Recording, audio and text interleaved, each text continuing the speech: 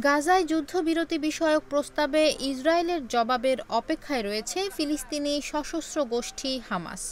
রোববার ৬ জুলাই হামাসের ২ কর্মকর্তা এই তথ্য জানিয়েছে। মার্কিন প্রস্তাবিত এই চুক্তির শর্তগুলোতে সম্মতি জানানোর ৫ দিন পর এমন মন্তব্য করল হামাস। ব্রিটিশ বার্তা সংস্থা রয়টার্স এই খবর জানিয়েছে। নাম প্রকাশ করতে অনিচ্ছুক একটি সূত্র রয়টার্সকে বলেছেন, আমরা মধ্যস্থতাকারীদের আমাদের জবাব দিয়েছি, এখন দখলদারদের জবাবের অপেক্ষায় রয়েছি। মে মাসের শেষের দিকে ৩ পর্যায়ের এই যুদ্ধবিরতি প্রস্তাবটি দেন মার্কিন প্রেসিডেন্ট জো বাইডেন।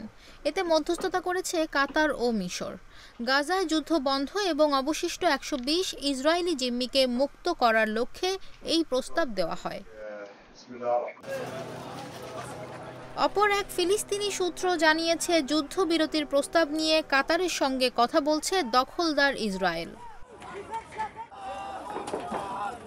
মে মাসে বাইডেন যখন যুদ্ধবিরতির প্রস্তাব দেন, তখন হামাস জানায় আগে ইসরায়েলকে স্থায়ী যুদ্ধবিরতিতে রাজি হতে হবে, এরপর তারা যুদ্ধবিরতির চুক্তি করবে। কিন্তু ইসরায়েল এটি মানেনি। এরপর গত সপ্তাহে হামাস তাদের এই প্রধান দাবি থেকে সরে আসে।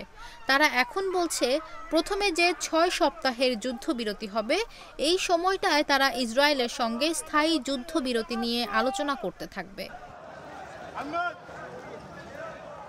তবে হামাস মধ্যস্থতাকারী দেশগুলোকে জানিয়েছে, তারা লিখিত নিশ্চয়তা চায়। যতদিন যুদ্ধবিরতি চলবে, ততদিন ইসরায়েল আর যুদ্ধ শুরু করবে না।